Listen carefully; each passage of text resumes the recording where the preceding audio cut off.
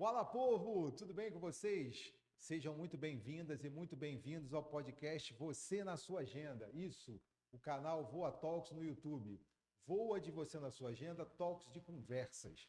E hoje nós teremos uma conversa muito especial porque vai muito além da orientação. Essa é uma conversa de inspiração. Isso, para inspirar você que ainda não começou a praticar o autocuidado consciente, para você que ainda não descobriu assim o quanto é bom praticar esse autocuidado para que você tenha uma longevidade saudável, esse episódio é para você. Então fica por aí que nós trouxemos a Josi Oliveira e o Joel Rosa para passar um pouquinho para nós dessa experiência que é se cuidar, tá? Então, mas antes de conhecer o projeto Se Cuidar que vocês fazem, eu vou precisar conhecer um pouquinho de cada um. E como a mãe ensinou, meninas primeiro, Josi, fala pra gente quem é a Josi Oliveira. Eu vou voltar a Josilaine. Ah, beleza. A Laine, a menina que sempre amou correr, pular corda, subir em pés de fruta. Lá em casa, quem pegava o coco, o mamão no pé era eu. E assim, a Josi, né, aquela mulher que cresceu profissionalmente, rígida, dura, e hoje eu sou a Josilaine. Eu tenho o lado menina, moleca da Laine e tenho o lado Josi, sério, compenetrado. E nesse momento de vida, eu preciso das duas. Perfeito. Opa, então a gente vai conversar, Josilane, a gente vai conversar sobre esse equilíbrio, né? Porque Ótimo. essa é a ideia do Você na Sua Agenda, né? E na orientação para uma longevidade saudável, o equilíbrio é a palavra de ordem. Joel Rosa, você é o cara que tem a missão de compartilhar isso tudo com a Josilane. Então fala pra gente quem é o Joel Rosa. Olha, eu acho que é muito difícil eu conseguir resumir de alguma forma quem é Joel Rosa, e já são tantas experiências, tantas passagens e tantos acontecimentos que não foram planejados, que vieram a acontecer e que ainda estão acontecendo, não é? Então, eu trabalhei com música, eu fui militar, depois de já quase 50 anos de idade, já aposentando, eu fiz a minha primeira graduação em Ciências Sociais, que me apaixonei. Depois eu fui fazer psicologia, que já era um sonho, mas não era um plano nem um projeto, era apenas um sonho que eu já tinha lá de trás. E depois, então, eu me aposentei da música, tanto como profissional, tanto como hobby, lá em São João da Barra, na Centenária União dos Operários, também me aposentei por opção.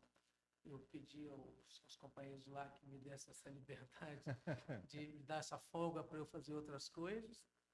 E aí eu comecei a trabalhar, então, com psicologia, e depois surgiram as oportunidades de fazer o mestrado em cognição e linguagem e o doutorado e uma pós-graduação que eu estou fazendo atualmente também. Então, eu não consigo, de fato, eu não consigo te dizer, tem um espectro muito grande que eu acho, e aí como eu sou um adepto da teoria dos papéis sociais de Erving Goffman, eu gosto de dizer que eu estou aí a cada dia representando um personagem numa determinada circunstância, e onde aquele personagem se faz necessário, onde a minha plateia o requisita, aí eu visto o meu figurino e ali eu me apresento da maneira que eu tenho que me apresentar. Caraca, gente, olha só. Gente, se vocês têm papel, caneta, já aproveita e bota aí, começa a anotar, porque a gente vai ter muita coisa. Então, vamos lá, Josi. Vou continuar seguindo a orientação da mamãe, primeiro as meninas. Josi, quando você começou a cuidar do seu processo de envelhecimento?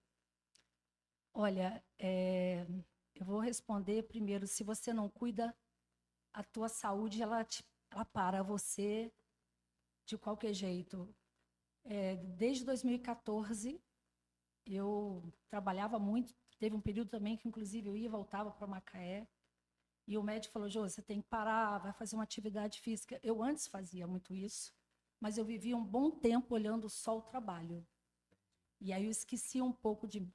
Até que um dia eu parei assim, só para exemplificar. Eu estava no meu trabalho, eu, né, fui gestora aqui no Personalité e comecei a sentir muito calafrio, mas o médico já falava, fazendo terapia. Também tive um apoio com a doutora Gabriela Molim, que foi maravilhosa. Tive um apoio também excepcional do Fernando Fantinatti, que é educador, excelente né? professor. Foi ele que Grande eu colega. tive o prazer de gostar de correr em montanha. E foi uma pessoa assim fundamental. Mas voltando a falar, eu comecei a sentir muito frio e eu falei, gente, vocês diminuíram muito, o ar está muito frio. E aí o pessoal, Josi, está normal. E aí aquele jeito, só focada no trabalho. Fui lá, era a antiga Lojas Líder, peguei, estava de terno, comprei um casaco de lã, coloquei e não parava de tremer. E ali o pessoal, Jô, você não está bem. E daí parei com uma baixa imunidade, aí a vida me parou de todas assim, se você não cuidar de mim, do meu corpo, eu vou te parar. E aí, a partir desse momento, até organizada, para eu já estar pensando no meu futuro, eu já pagava uma previdência privada e, ao invés de pegar licença, eu preferi parar, cuidar, né, da mente, do corpo, da parte física. Né? Eu falo que é o malabarismo. Se eu não tivesse essa organização de uma previdência privada, eu não poderia ter feito meu pedido de demissão voluntária. E aí eu parei para cuidar. E isso assim me chamou muita atenção, porque eu acho que a gente não precisa chegar nesse ponto, sabe? O que a gente precisa é se organizar. Uma vez eu escrevi um artigo, eu chamei isso de susto, porque eu vivi um susto igual em 2016. Fui parar no hospital, fiquei 5 dias internado pela mesma situação. Durante 5 anos eu só olhei para o trabalho e tudo que eu falo hoje aqui no Você na Sua Agenda nasceu por causa disso. Assim. Eu falei, eu tenho que ajudar as pessoas a acordarem antes do que eu chamei na época de susto, como se fosse um acrônimo. Situação urgente sem tempo de organização. É a hora que, no meu caso, eu tive um pico hipertensivo, aí fui direto para o hospital. No seu caso, foi a baixa da imunidade, muito bruscamente. Mas, enfim, infelizmente, a gente ainda precisa tomar um susto para poder modificar os hábitos de vida, né? A ideia do Você na Sua Agenda é fazer com que as pessoas façam isso antes do susto. Perfeito. Eu fiquei internada 2 vezes, eu fiquei isolada, e a última crise eu fiquei gaga, porque a mente estava tão acelerada e meu corpo pulsava como se eu estivesse levando assim choque. Isso foi em que ano? Foi em 2017 para 2018, final de 2017 para 2018. O meu foi 2006, na verdade. Você já estava aqui. Joel, e você? Você teve que tomar um susto para mudar? Como é que foi você aí? Eu já tomei alguns sustos, de verdade, mas não foi. Até fizeram algumas mudanças na minha vida, com acidentes que aconteceram, um choque que eu levei no veio de alta tensão, que eu quase morri, mas isso é passado, mas não foi por susto. Quando eu fiz 50 anos, um amigo meu lá de São João da Barra, que já faleceu, que chamava Carlos Sá, Carlos Augusto Abreu de Sá, que tinha um jornal lá na época, em São João da Barra, eu gostava de conversar com ele, e ele me disse uma vez assim, Joel, a gente tem um período da vida da gente, além de que a gente leva para produzir, e o outro para desfrutar daquilo que a gente produziu. Quando eu fiz 50 anos, eu já estava comecei a trabalhar muito cedo, e onde eu trabalhei era por tempo de serviço. E eu botei na minha cabeça que, a partir dali, eu digo que eu fiz um acordo com o Papai do Céu de viver 100 anos, pelo menos, porque a minha família tem uma genética boa para isso. A minha avó morreu tem uns 3 anos, com 100 anos. Meu pai vai fazer amanhã 94 anos, está bem. Eu fiz 60 anos, né? Então, nós temos uma genética boa nesse sentido. Eu digo que eu fiz um acordo com o Papai do Céu de eu viver 100 anos. A parte de Papai do Céu é deixar eu viver 100 anos e a minha parte é fazer as coisas certas para que eu consiga viver 100 anos. Que você pediu, mas fez tudo errado, Então, é cuidar da minha saúde física, mental, espiritual, não é? Então, o meu projeto tem sido esse, viver 100 anos. Apesar de que, ontem mesmo eu estava conversando com os outros, eu acho que eu preciso de mais 60. Vai ter que mexer nisso para 120, porque quando eu penso que daqui para 100 só falta 40, eu falei, não vai dar tempo para fazer tudo que eu preciso, entende? E outra coisa também, quando eu aposentei do serviço público, eu coloquei na minha cabeça que, a partir dali, eu só iria fazer coisas que, no mínimo, me trouxessem algum prazer. Porque eu já tinha uma condição de salário, né, financeira garantida pela aposentadoria. Então, eu falei, já trabalhei bastante até aqui, tive alguns estresses no trabalho, normais. E aí eu falei, daqui para frente, eu não entro em mais nada que seja para me desgastar muito, que não me traga algum resultado prazeroso. E até então tenho conseguido fazer isso, viu, Ângelo? Tudo que eu tenho feito de lá para cá, eu tenho feito por escolha, por opção. Tenho Olha, tido esse privilégio. você tem escolhido um bocado de coisa, porque olha, você já escolheu a psicologia, escolheu um mestrado, escolheu um doutorado, agora uma pós. Você está escolhendo um bocado de coisa boa. Escolhi. Fora a corrida, fora as viagens para correr. Viagens pra correr. Graças a Deus. Acho que eu tenho feito as escolhas certas. Com Por certeza. enquanto, não tenho me arrependido das escolhas. Não, pelo contrário. Você está escolhendo tão certo que eu te chamei aqui para perguntar como é que faz isso. Josi, como o seu conhecimento sobre economia está contribuindo para o envelhecimento ativo? Por quê? Esse conceito de envelhecimento ativo é do Dr. Alexandre Kalash. E ele fala que a gente tem que acumular 4 capitais ao longo da vida para que a gente tenha uma saúde, para que a gente tenha uma longevidade saudável. Os 4 capitais são conhecimento, que vocês estão fazendo muito bem, já estão aí doutorado e tudo. Mas tem o financeiro, o social e o saúde. Mas no seu caso, vou aproveitar que você é economista e conhece muito disso, como é que a economia, esse conhecimento em economia, está contribuindo para o seu envelhecimento ativo? Eu vou falar um jeito assim meio engraçado. O fato da gente estar aqui tem que pagar a luz, tem que pagar a pessoa que limpa. Então, assim, eu acho que eu comecei também a trabalhar muito nova, com 19 anos, fiquei 32 anos na mesma empresa. E desde o primeiro dia eu comecei a falar assim, eu quero traçar um futuro. Eu pensava em ter filhos, mas eu pensava assim, eu tenho que criar um histórico. Até porque eu estava lá dentro, né? Então, e aí, no primeiro dia eu já comecei fazendo uma previdência privada. Eu acompanhei todo o meu processo, porque você tem que fazer o acompanhamento pela sua idade, 40 anos, 50 anos, que você tem que aumentar a tua contribuição.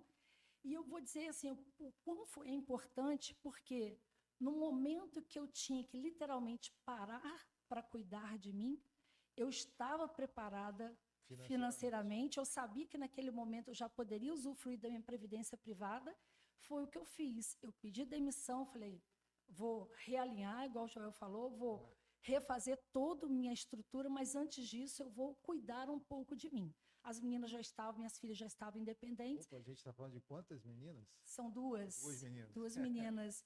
Então, assim, a gente, como eu falo que é um malabarista, né? Como Aliás, eu peguei essa figurinha, tá lá. Até repostei. Lá, porque, na realidade, a gente vive... Isso.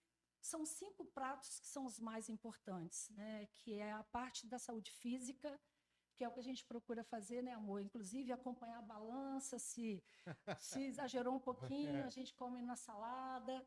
A parte mental, que eu acho que também o estudar, o aprender, isso ajuda demais.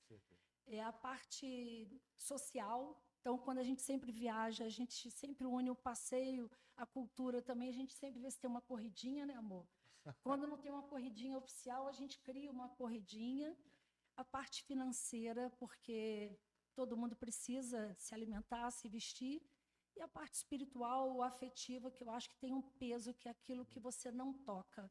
Então, hoje, para mim, assim, a gente não consegue manter todos na mesma velocidade, mas a gente tem que estar atento em quais os pratinhos. Quando ele começa a cair um pouquinho, opa, vou lá, vou mexer, porque eu preciso dar foco nesse aqui, porque ele está quase caindo. Perfeito. E que conselho você daria, então, para quem ainda não se ligou que tem que tomar conta da sua parte financeira para poder ter uma tranquilidade maior nesse período do envelhecimento? Como é que, o que que você sugere para essa pessoa fazer? Eu vou falar, eu acho que o primeiro ponto, a gente precisa se amar. Porque quando a gente se ama, a gente procura ver tudo que tem de melhor para a gente. É. Então, assim, e aí eu quero crescer profissionalmente, então eu vou estudar. Eu quero ter no futuro poder parar e estipular o meu tempo. E quando eu falo desse amor próprio, ele está ligado de uma série de coisas, porque isso, inclusive, nos impulsiona até pelas dificuldades, as perdas da vida, e mesmo assim a gente mantém firme. Por isso que quando eu comecei falando sobre a Laine, hoje eu trago muito a Laine para mim. Certo. Então, por exemplo, a gente lá, até quando não tem corrida, a gente já rodou aquele sertão são joanense, meu amor, Tudo. com mochila, com frutas, de vez em quando um rosé, né? Vai E ficar para a gente bacana. poder curtir. Então, eu acho que assim, a gente precisa pensar nesses pilares. É fácil? Não. E como é que você faz? Eu anoto, eu escrevo o que eu quero. Eu sempre tive uma agenda, todo início de ano eu escrevia o que eu quero para esse ano, quais são os meus objetivos. E aquele que eu sabia que não era para aquele momento, eu repetia, porque eu falava, uma hora eu vou conseguir. Entendi. E aí hoje, nesse momento, eu estou feliz, porque minhas filhas estão independentes. Eu falo muito que o ninho vazio, para mim, não é a ausência dos filhos, pelo contrário, é ter os filhos em casa dependentes de você. Para mim, é o contrário. Minhas filhas estão longe, estão vivendo a vida delas, então eu não tenho ninho vazio. É sinal de que aquilo que eu desejei, elas estão seguindo. Nossa, que bacana, né? É verdade. É um olhar bem diferente. É, É um olhar bem diferente. E assim, e realmente melhor para você e para elas, né? sim, Com porque se certeza. um filho seu não está bem, vai refletir. Em tudo. Só uma observação, você sabe que a gente fez a oficina lá para os idosos, Sei. foi, nossa, dá vontade até de chorar, foi maravilhoso. E aí eu acho que eu queria falar um exemplo que eu dei para eles que serve para todos nós. Eu Por falei, favor. vamos imaginar, esquece o passado, vamos imaginar que todos nós estamos dentro de um avião. E eu falei, eu viajei muito de avião, né? Eu falei, então, quando começa a turbulência, o que o piloto lá fala? Olha, na hora que as máscaras caírem, primeiro coloca a máscara em você, depois você socorre a pessoa que está do teu lado. E aí teve um idoso que olhou para mim e falou assim, então você vai deixar um filho cair no precipício? Aí parece que assim, deu aquela punhalada. Eu falei assim, não, a máscara é o racional. Porque quando você respira, que você sai daquela ausência do ar, você consegue ter uma visão racional para tomar a melhor decisão, sem esquecer que primeiro você tem que olhar para você. Eu acho que seria mais ou menos isso, um exemplo, né, do que a gente Excelente. precisa. Fazer. Joel, assim como eu tenho uma economista, eu tenho que aproveitar que eu tenho um psicólogo na mesa, que é o seguinte, como é que... E aí hoje a gente está vivendo aí um mundo cheio de ausência de saúde mental, né? Com diferentes situações, depressão, ansiedade, em todas as idades, não é nem só nas pessoas que estão envelhecendo. Mas como é que, primeiro, a psicologia contribuiu para o envelhecimento do Joel? E assim, a mesma pergunta eu vou fazer, que eu fiz para ela, eu vou fazer para você. Que orientação, como psicólogo, você pode dar para as pessoas que estão envelhecendo do ponto de vista da psicologia, né? Primeiro, como que a psicologia contribuiu para o meu modo de viver hoje? Às vezes meu filho mais novo, ele fala assim, depois que você se tornou psicólogo, você está muito mole com as coisas, as pessoas falam e você não arruma confusão. Eu falei, isso, de fato. Antes eu acho que eu era mais reativo a algumas coisas. Nesse sentido, hoje eu penso que eu penso 3 vezes antes se vale a pena entrar naquela disputa, naquela briga, de fato, e eu tenho usado bastante aquele ditado conhecido que eu prefiro ter paz a ter razão, muitas vezes. Então, a psicologia, para o meu próprio para o meu modo próprio de viver, me ensinou a refletir mais sobre aquilo que eu devo fazer, se eu devo fazer naquela hora ou não, e até um conselho, sei que pode chamar assim, que eu dou para todas as pessoas, eu falo sempre, não tome nenhuma decisão de cabeça quente. Espere esfriar para depois ver se era aquilo mesmo que você ia fazer. Na maioria das vezes, as decisões de cabeça quente, a gente acaba se arrependendo por ter tomado, não é? Então, para mim, funcionou muito nesse sentido. Que conselho? Conselho é muito difícil dar um conselho, né? Orientação. Orientação, é. Eu vou seguir mais ou menos o que a Laine tinha falado, e eu falo isso muito para os meus pacientes no consultório, no série terapêutico. Eu digo que a gente precisa de 5 coisas para ter uma qualidade de vida razoável. A primeira é uma alimentação saudável. Você, como professor de educação física, vai saber melhor do que eu até sobre isso. Uma alimentação saudável, que eu digo até para os meus pacientes, não precisa ser aquela monitorada ali pelo nutricionista, 25 gramas de... Não comendo batata frita, pizza e Coca-Cola todo dia, eu acho que já tá no bom e caminho. botando um pouco de legumes, verduras e tal. Uma alimentação saudável, atividade física regular, você vai saber melhor do que eu, mas quando eu posso recomendar, eu recomendo 3 a 4 vezes por semana, alguma coisa que seja prazerosa. Se puder ser ao ar livre, melhor ainda. Eu, pelo menos, gosto muito mais de fazer atividade física ao ar livre do que dentro de uma academia. Também recomendo também, mas quem gosta de fazer ao ar livre, né?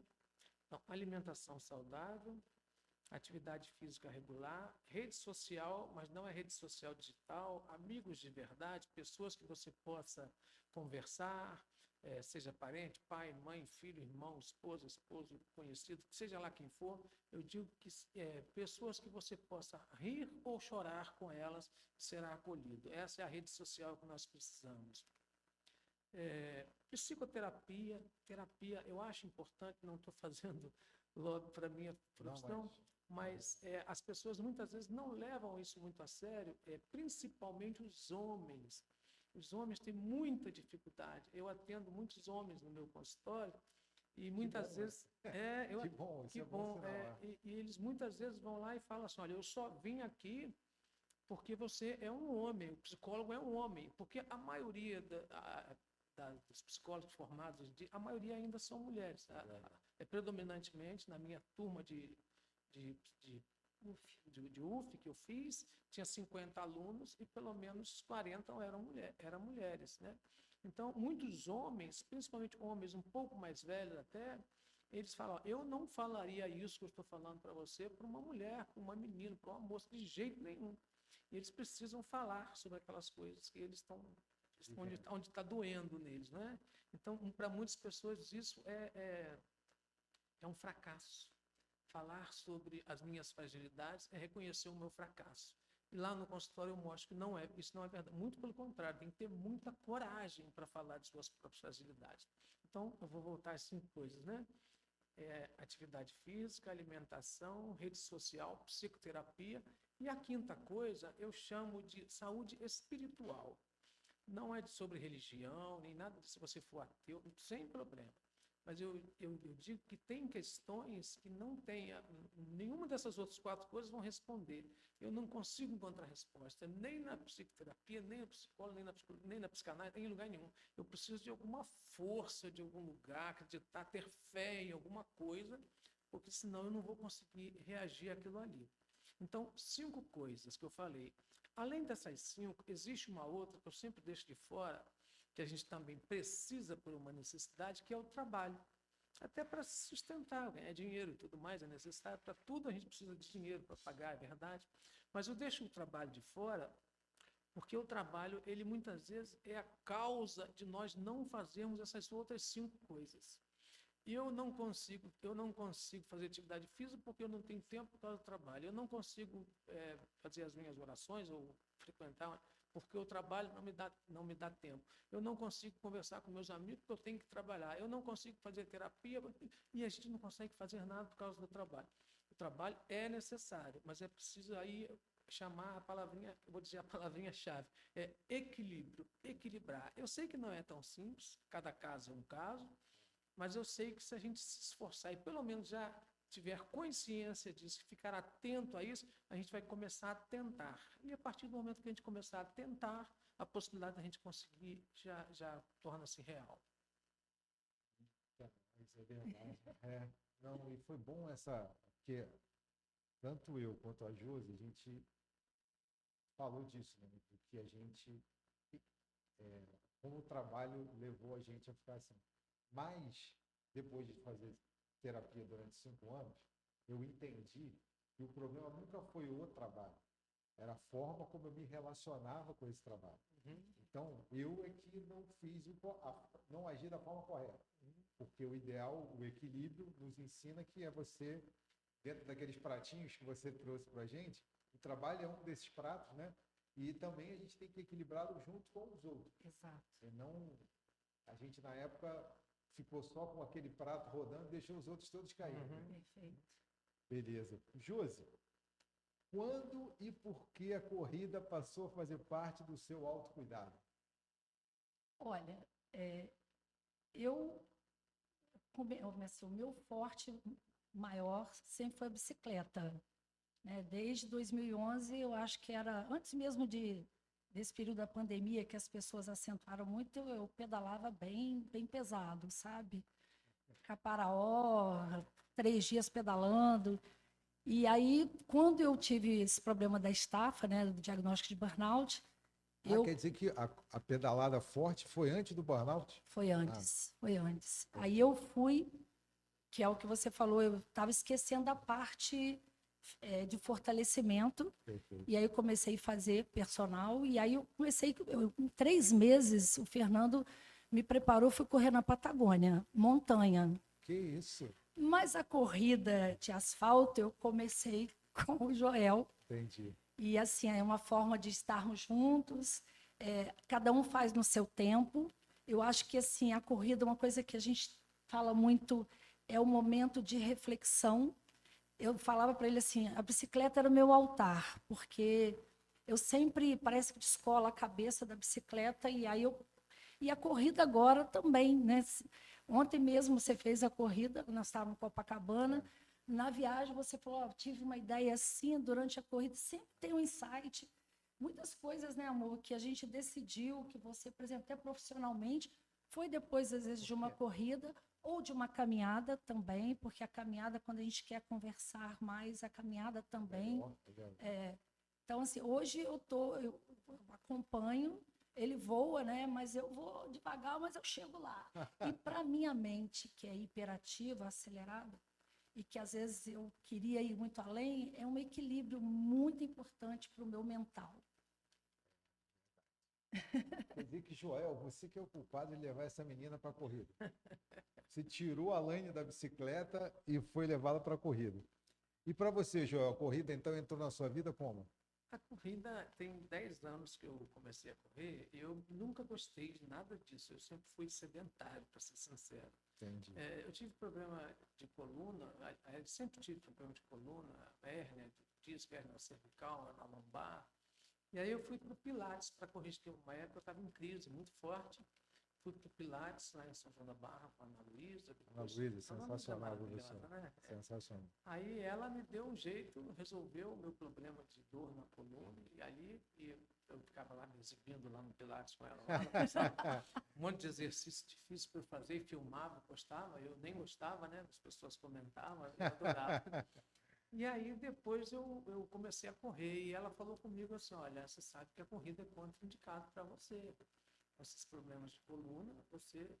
Mas depois que eu corri a primeira corrida, que eu ganhei a primeira medalha, aí eu fui picado pelo vício da corrida, aí eu falei, eu quero mais. E ela falou, olha, você vai até onde der, vamos encontrar um equilíbrio de novo, né? Que você não machuque mais a sua coluna e que também me tire esse prazer seu. Ontem mesmo eu estava falando com a Anne que a minha ideia era montar meu porta-medalhas lá, 100 medalhas quando eu fizesse 60 anos. Não consegui 96. Eu fiz 96 corridas oficialmente. Caramba. Nesses 10 anos. Foram mais que não, outros que não tiveram medalha, mas tem 96 medalhas lá, alguns troféus. Que de bacana. classificação, de faixa etária, né? Que eu estava na faixa de 50 e 60, agora eu passei para a faixa de 60 e 70, né? 60 a mais. 60 a mais, né?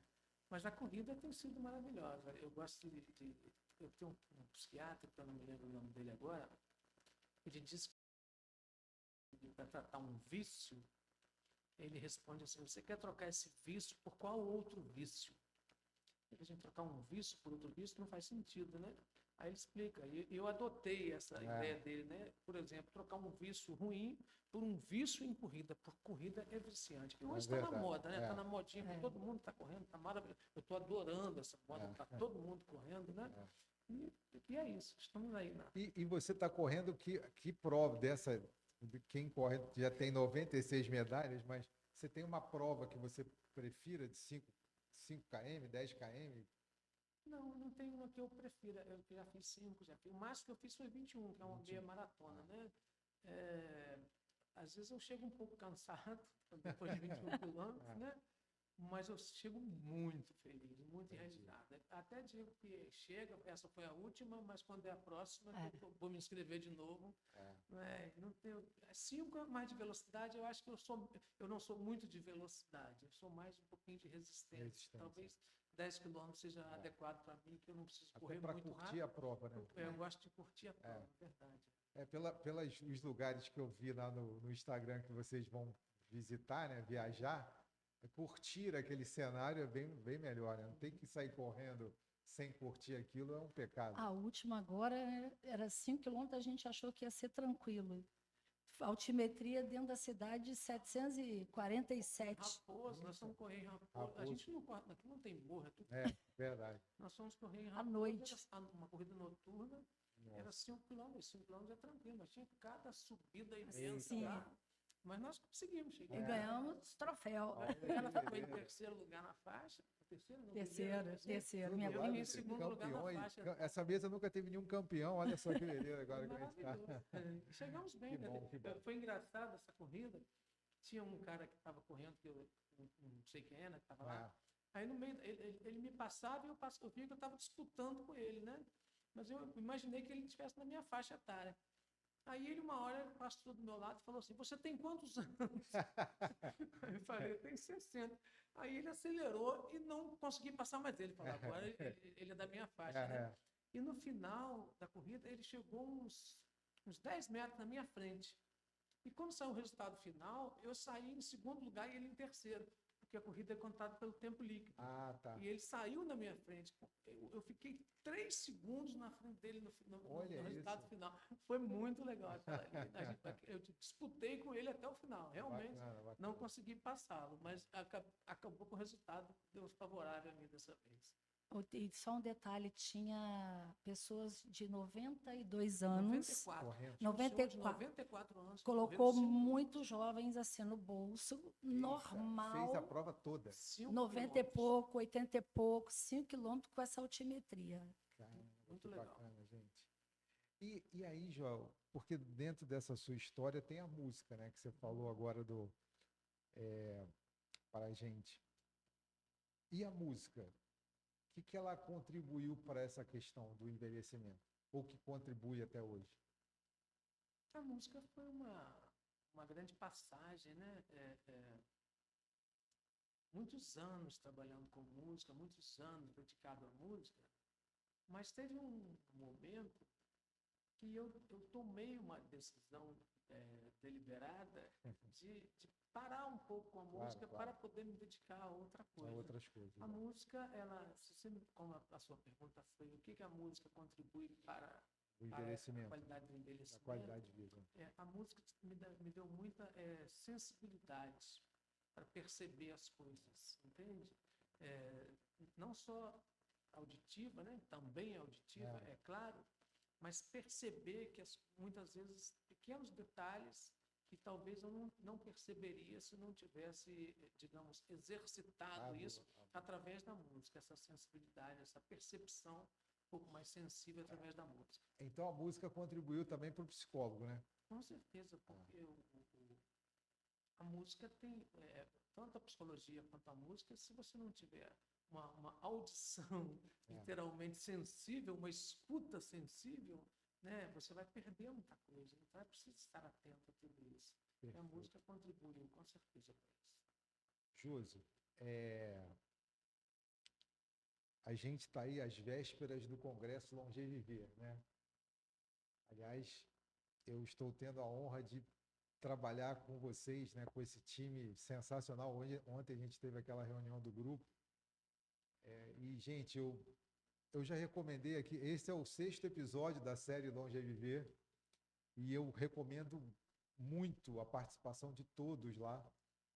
E ontem, quando eu ouvi o nível de comprometimento das pessoas que estão fazendo parte daquele grupo, da qualidade que todas aquelas pessoas querem entregar, e que ontem eu fiquei sabendo que a gente está com 900 inscritos, estamos quase com 1.000 inscritos no Congresso. Então, assim, vai ser um encontro memorável na nossa cidade sobre esse tema que é tão atual e tão importante de ser debatido. O que, depois de tudo que a gente conversou sobre vocês, da forma como vocês estão conduzindo tão bem, né, de forma tão saudável esse processo de envelhecimento, o que você espera do Longeviver e para quem ainda não se inscreveu, qual o recado que você deixa? Olha, assim, a minha percepção que esse congresso vai ser um exemplo real de intergeracionalidade, Que bom. porque nós vamos ter jovens, estudantes, universitários, mestrandos, doutorandos, mas também nós vamos ter a participação dos nossos participantes da UNAT, os nossos idosos. Verdade. Então, eu acho que esse é um ponto, e a gente vai cada vez mais conviver nesse ambiente de longevidade, né? E o que eu queria dizer é que eu acho que vai tocar muito nas pessoas, porque, assim, já se fala muito, mas lá a gente vai ver a importância, até o trabalho que é realizado na própria UNAT. Eu acho que vai tocar, conscientizar. Então, assim, para quem não se inscreveu, ainda dá tempo. E eu acho que vão ver, assim, a visão é muito além do que a gente tem hoje, do que é um processo de envelhecimento. Pela conversa de ontem, teremos 12 grupos de trabalho, né, com temas diferentes, desde a atividade física, passando pela mobilidade urbana, Que é direito, fantástico. economia. Exato. Então, assim, tudo que faz parte da vida das pessoas nesse processo do envelhecer vai ser comentado, vai ser discutido.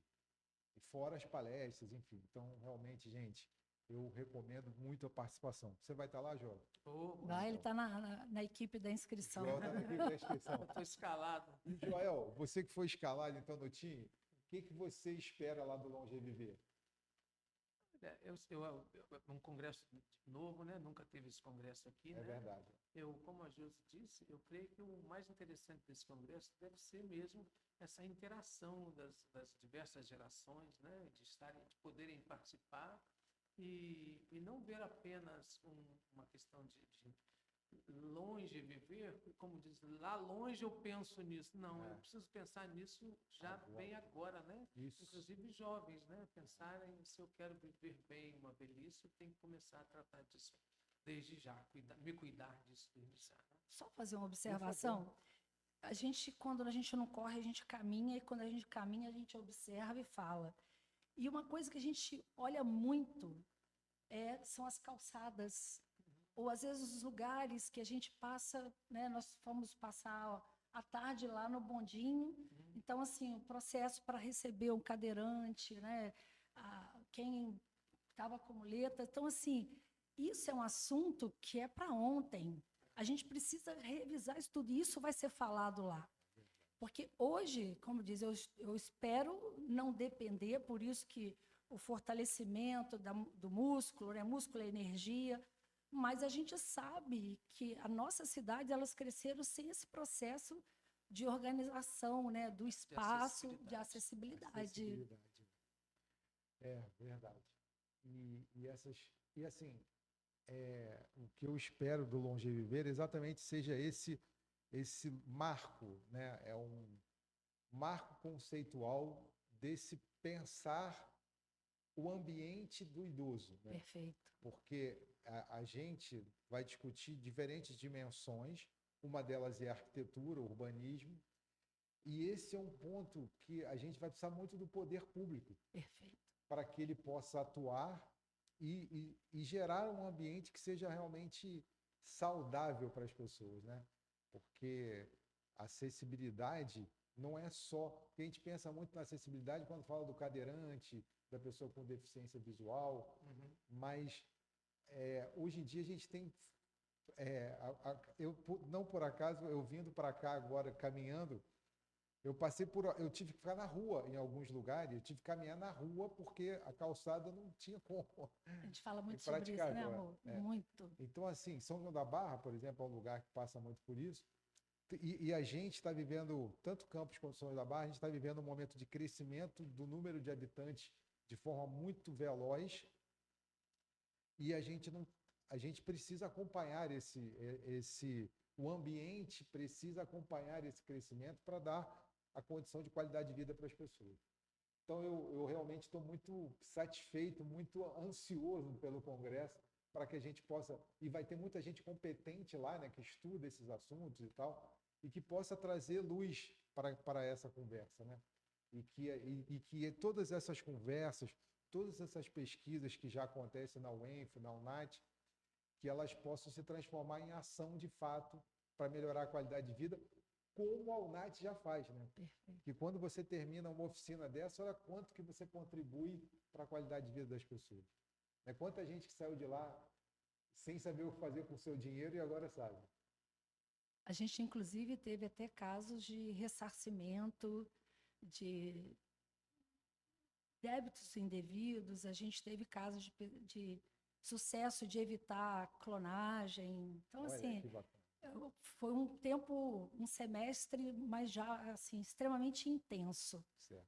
E o que eu achei bacana lá, né, é que dentro dos 3 temas, um deles é a organização financeira, o outro é saber investir e o outro é o direito. Então, se você trouxer para o nosso dia a dia, isso conversa até com as outras. Com certeza. Então, por exemplo, eu vejo lá a parte da saúde bucal, uma coisa que a gente, às vezes, né, antigamente não tinha muito isso, cuidado com os dentes, Isso. a parte do luto.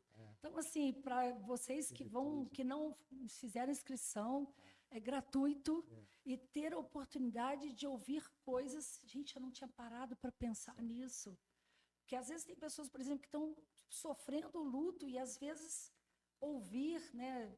Tem muita coisa, assim, porque são 13, né?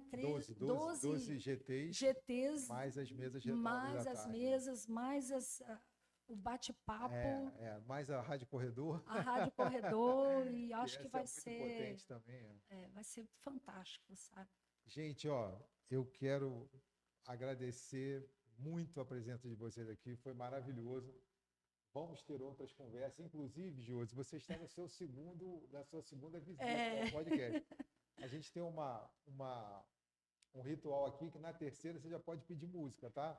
É igual o Fantástico. Quando você vier na terceira vez convidada, você vai falar qual a música que você quer, a gente já coloca no início do episódio, começa com a música que você escolheu. Legal, até aproveitando que a gente tem que trabalhar com a nossa parte cognitiva, eu e o Joel, a gente tem o hábito, a gente criou, né, isso inconsciente. A gente coloca uma música, principalmente a gente viaja, às vezes a gente não tem o hábito de parar para ouvir aquela música, a interpretação. E tem sido uma surpresa, né, amor? Peraí, eu nunca imaginei que essa música falasse isso. Porque às vezes na correria do dia a dia, às vezes a gente não para ouvir. E que bacana, isso é bacana. Aí, tá vendo? Gente, olha só, outra orientação importante. Porque isso é um exercício de mindfulness, né? Do aqui e do agora. Você parar para escutar a música que você está fazendo aqui e agora. Gente, gratidão gigante, mais uma vez. Vocês deixaram contribuições muito importantes para a gente. E você que está aí sentadinho, que anotou tudo aí, não perca até o dia 27 de julho, daqui a pouquinho, você pode se inscrever no Congresso Longeviver. Vai lá no @unat_UENF, que é o Instagram oficial do evento. Tem o link lá para fazer a sua inscrição. Forte abraço e até o próximo episódio.